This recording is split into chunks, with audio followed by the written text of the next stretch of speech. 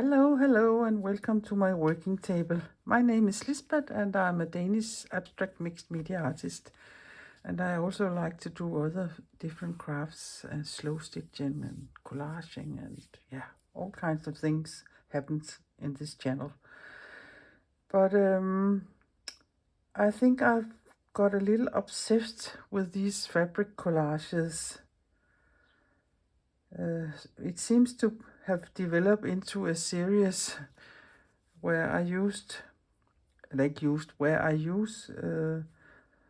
some of all the lovely scraps I have received from my friend. And in the first video in this series, I tell a little more about the fabrics. So I have made a playlist, and I put a link below in the description box for you, and go back to the first one and you can hear a little more about the different fabrics I have here. Yeah, so today I think I will go green. I have taken all the green fabrics from the pile I have received from my friend, and think I will work with them today. And as on the other small collages, I like to use this substrate. It is a heavy felt 20 by 20 centimeters, and I cut it out myself. I buy them in a much bigger, I don't know if you call it plates, but it's some big squares I buy, and then I cut them up here. And I really like to sew in these and using them because they are lying flat and they are bendable and easy to stitch through. And I just like to work on these substrates here. So let the party start and see what collage I can make today. And here are some of the fabrics. I think I will take the smallest ones and put them away for a little and see if I can get some kind of, yes, I'm in frame, some kind of bigger pieces down for the base layer. And I have these 3 bigger green pieces here. So let us see. And I won't cut them off yet until I know how much of it I'm going to use. There's a little bluish in some of them. And I have this lovely dark green piece here. Green piece, not that green piece, but green piece. And then there's this one here.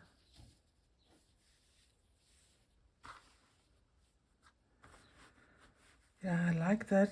And I think it is important, if I use these 3 as a base layer, that they have different widths and they don't have the same amount of centimeters there, and there. So it looks more exciting if the long strips are different in the width. So something like this could work. No, I don't like this piece here. And I think this is probably from the same as this one here. Then I have this one who's a little different. And that perhaps could be, perhaps it is easier if I turn them in over here so it is easier to see how much it will fill. Yeah.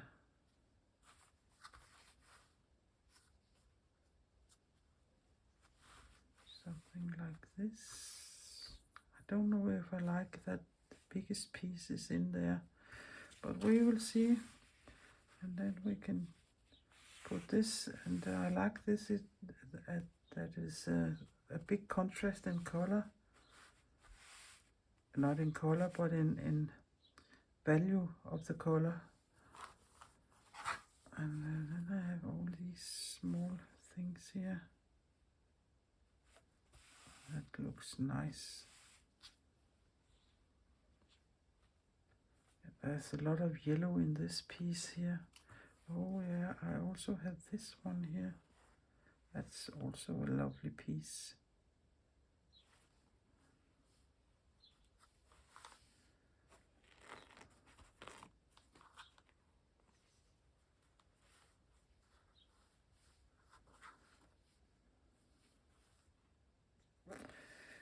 Yeah.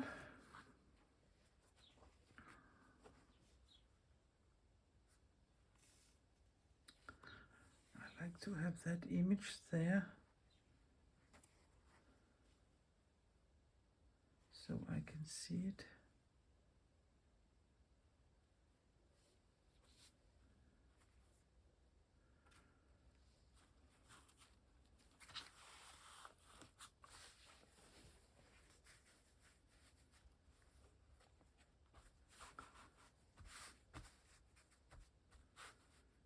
That could be an option. And put again that down there. So there would just be a little strip of that there. I like these two lying upon each other. I think I also have this where there's more yellow in it. No, I like this one better. And then I have this piece here.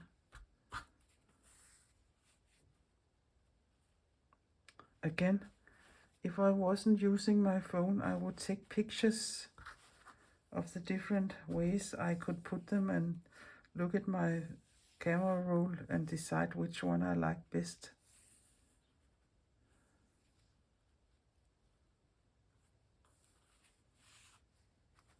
That could also be an option. Yeah. Yeah.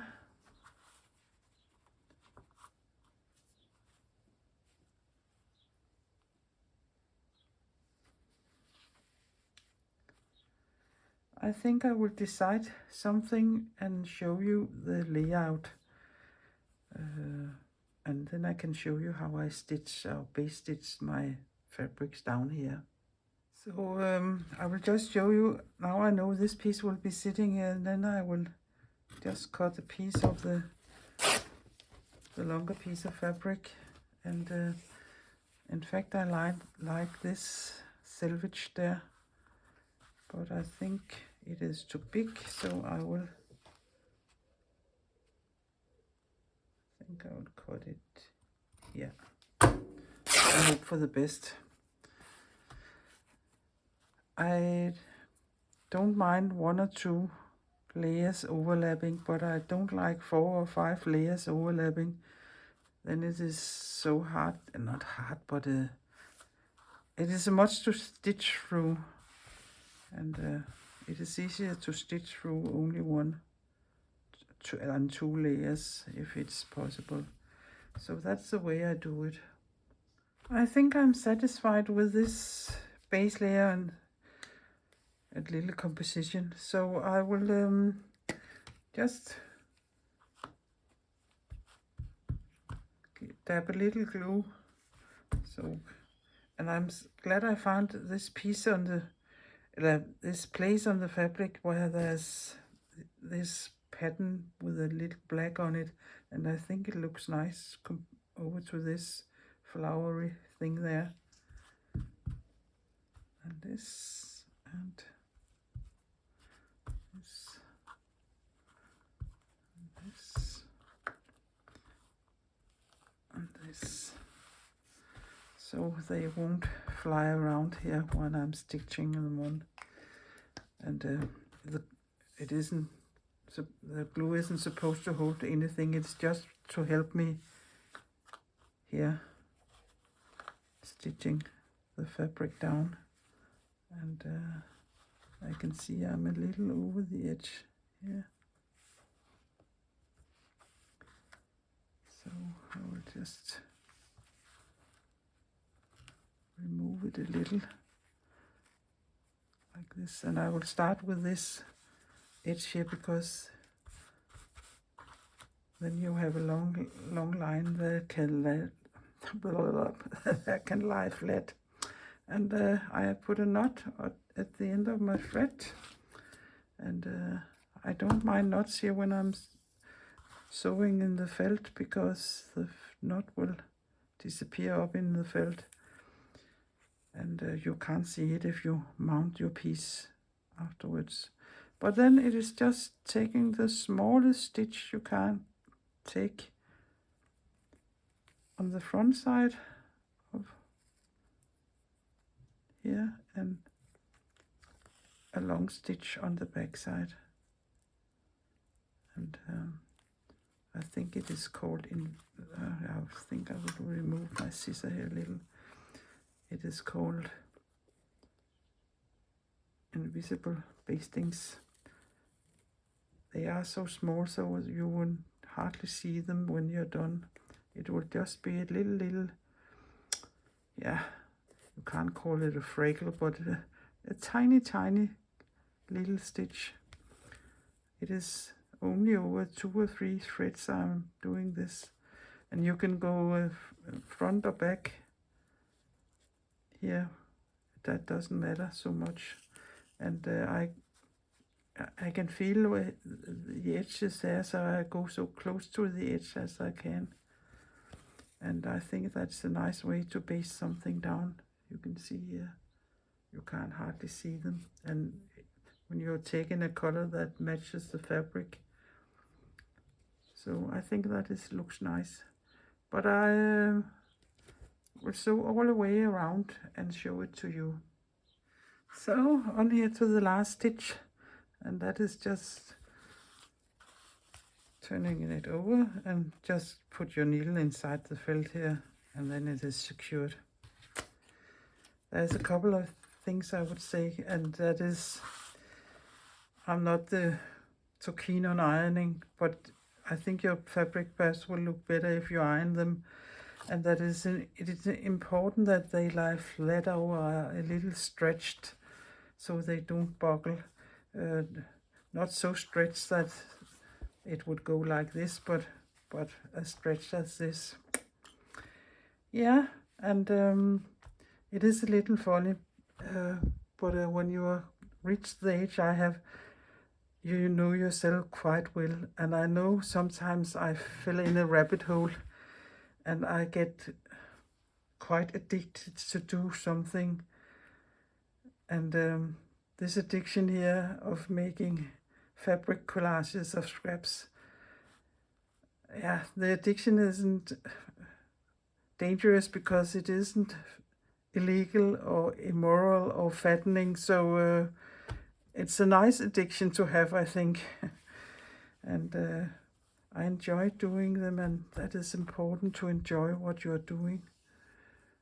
Yeah, so now I want to see how I want to place my other small bits, because I don't want to do double work and baste that down there and there and there and there, because if I'm putting something over and again stitching onto it, it isn't necessary to have basted these places down. So I will see what I can come up with here.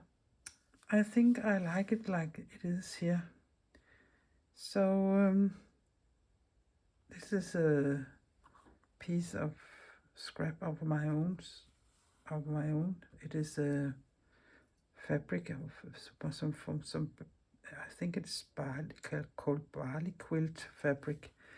You can often buy them in scrolls, where there's a lot of different fabrics. I like them, but sometimes they are so tight in the weaving, so they can be a little difficult to stitch in.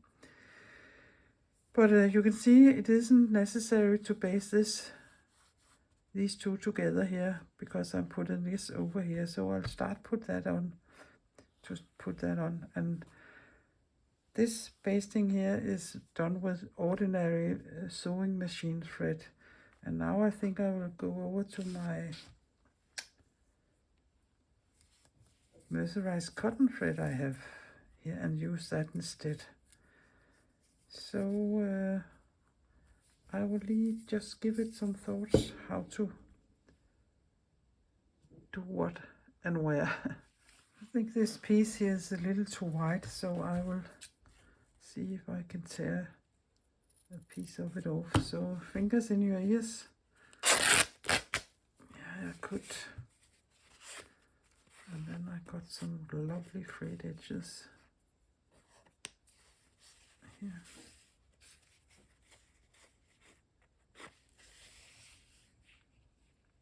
And I can see it wasn't torn all the way. And I don't like that. Perhaps I have another piece of it here. That is not long enough, so then I will have to do something about this. I will see what I can do with this. Yes, I think this width here is better. So yeah, I will see what I can do sewing this down. So I have basted this line down here because I know I won't be stitching over there, but I have not basted down there because I know I would make a row of straight stitches down there. And the same with this snippet. Baste down here, and here I would do all over here some straight stitches, and that is, I think, perhaps my favorite stitch for connecting fabrics when they are overlapping and stitch them down. I really like this, the look of that. And here I have some, I don't know what it is, but it is from my weaving days. It's a little funny yarn. It is a little shiny, I think. Yeah, but I think it color-wise matches. And I have taken double thread, and then I will just start down here like this, and I think I will make them quite big, I think. Go down in the white, catch my needle. It isn't a nice thread to put through the fabric, I can feel, but let us see if I can manage. And this one is irritating me, so I think I will cut it off.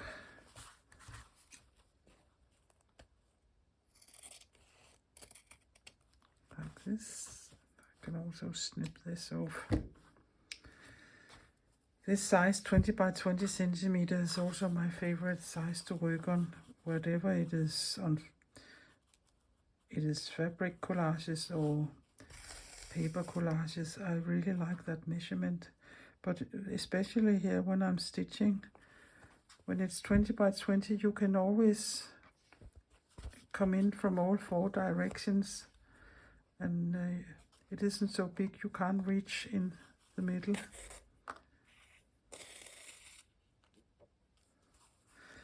Another thing is here I'm sewing with a double thread, and I have just a loop up here, so it is a little important that your thread is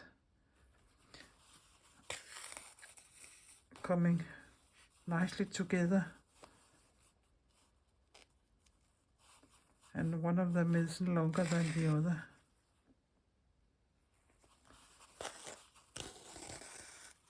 You could see like this. Now there's sitting something there, so then I would have to find out which one of them it is and drag it here. So, and there's a little something there I don't like. And down here.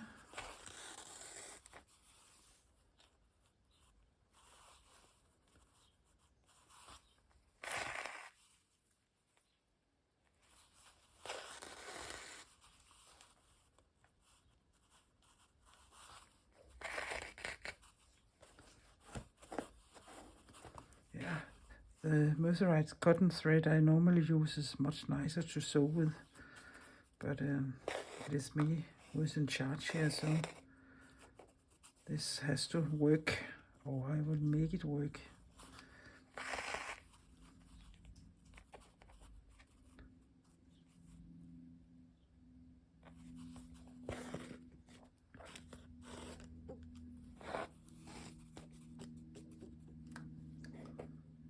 Like this, then the stitching will look like this. So I will continue all the way down here and also on that side there.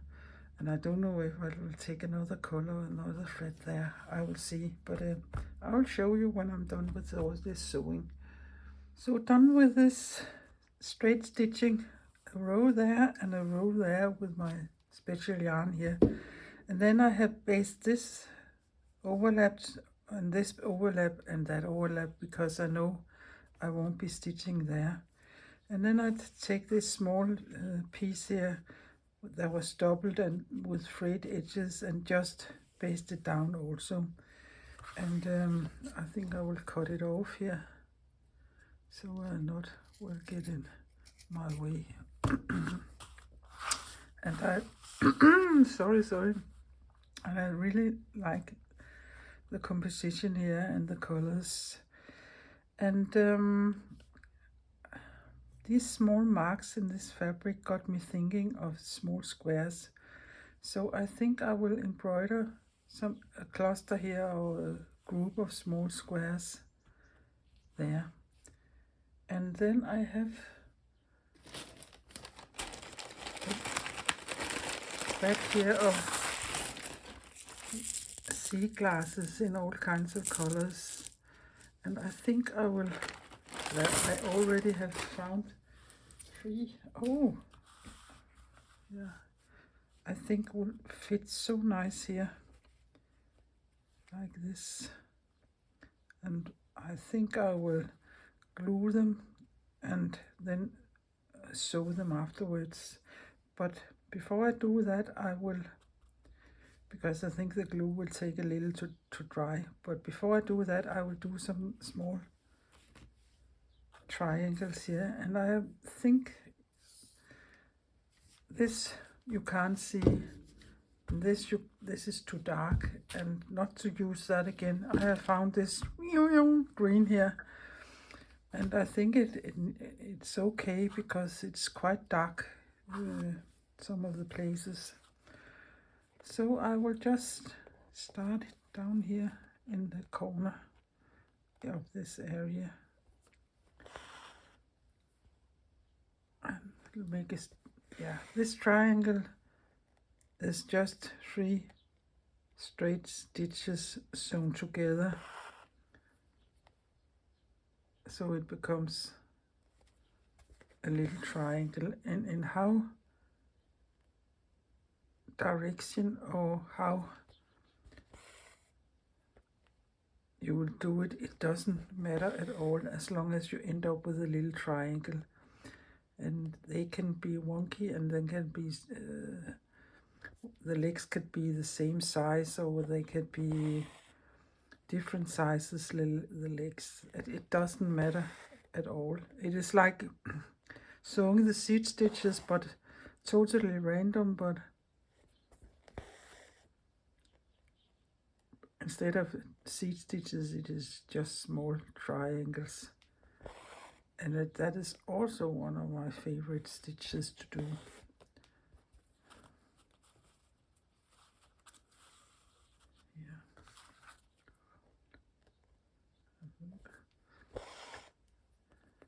I know it could be a little difficult if you're such a person who likes to be very neat or very precise what you're doing, to make things random. But perhaps if you're interested in doing it, you have to close your brain down a little and just think of everything else and just do. Perhaps that could help you.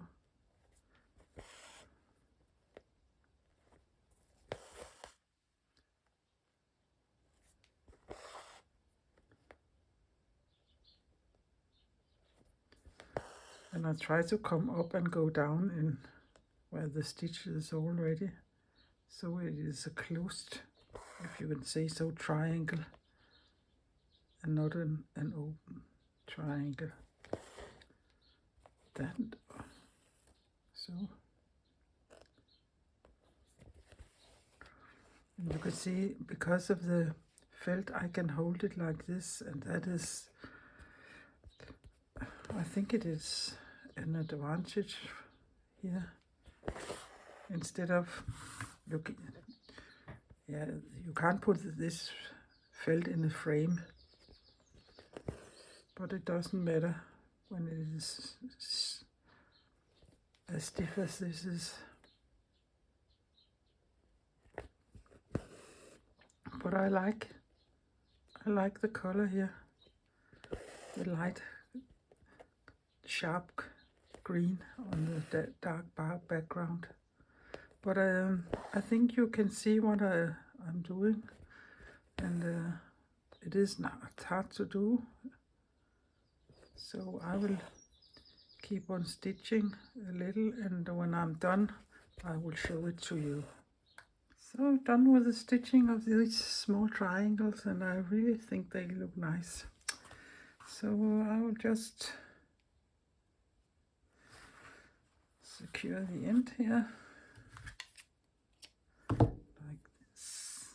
And then I will, at the same time, cut my edges clean.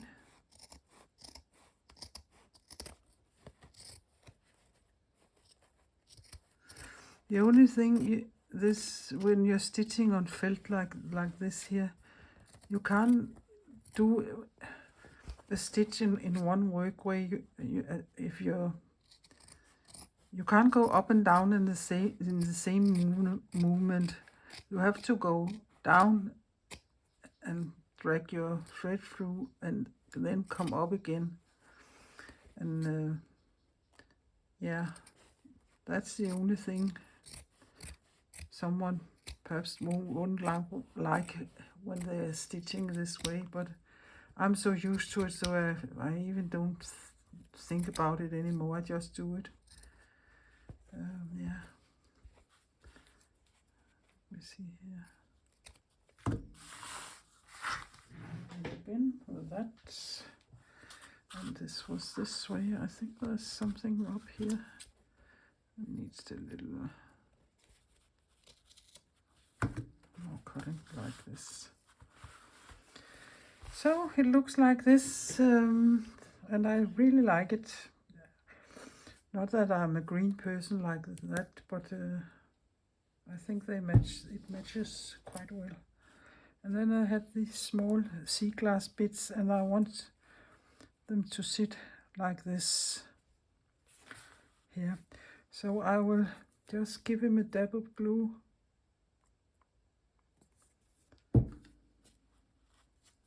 Like this. Oops.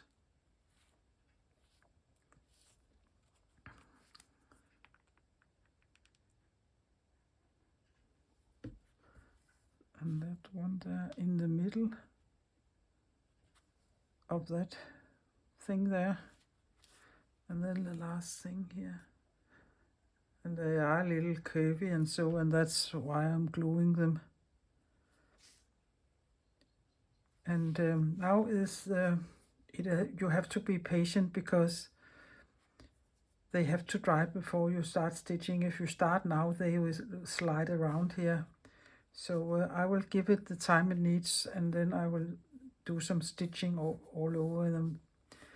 Yeah, while the piece was drying here, I looked at it and I thought there was missing something down there. So I have just made these 3 small squares down there to lead your eye around the composition, and I think that works well.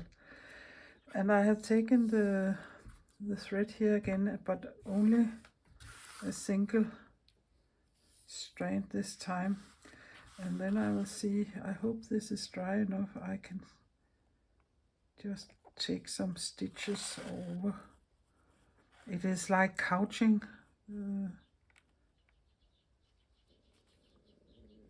it is couching, you can say.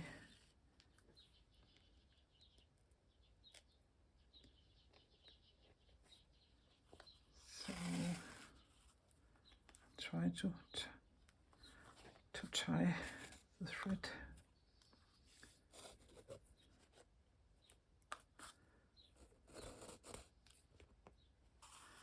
And this little sea glass is a little curvy, so it's flipping up. But I think it works. And I won't be doing a lot of stitches because I want to see the glass.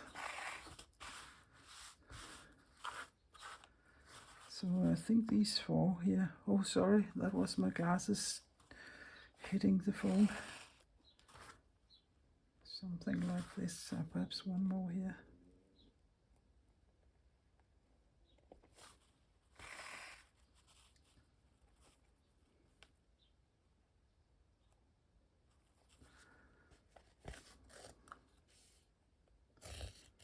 Like this.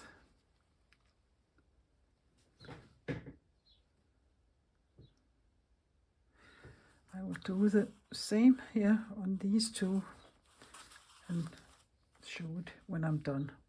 So done with the couching, and I think it works quite well. And I also really like these frayed edges hanging down from there. So I think this piece turned out quite well. And I will take a close-up at the end of the video. And yeah, somehow asked me how I would mount this or what I would do with it. And if it is something I really like and I would hang it on my wall or perhaps someone else's wall, I will take such a thing as a stretch canvas like this, and I will give it a good amount of glue. And you can use matte medium, you can use whatever kind of glue you have. Perhaps not the most runniest glue because yeah, you don't want the glue to seep all the way through and up here and damage the fabric, but I don't think it will. It is quite heavy felt, this here, but I have used gloss medium or heavy gloss medium. It doesn't have to be gloss, that doesn't matter, but heavy medium is a thicker kind of medium or a thicker kind of glue. That would be the nicest thing. And I really think they look so nice here mounted like this, because they will stick a little out from the wall when you hang it on the wall. And yeah, there's many religions about this, but I really don't like to use glass on textile art. I think it should be in the free. And if you're bothered about sunlight and it will fade or get lighter, don't hang it in a sunny spot, and it will probably hold your time here in life. And yeah, it is no museum's piece, so I will be fine with that. So that was that little piece here, and I'm sure it's not the last one I made from this pile here. You can see I still have a lot left, and no matter how many I make, I think there will be pieces left here. But if you have learned something or you have enjoyed this and find it inspiring, please give my video a thumbs up, and please consider subscribing my little Danish channel. That would be very helpful of you, and I would appreciate it very much. So see you next time. I'm making one of these if you're into that ball game too. But take care, be creative, and bye bye for now.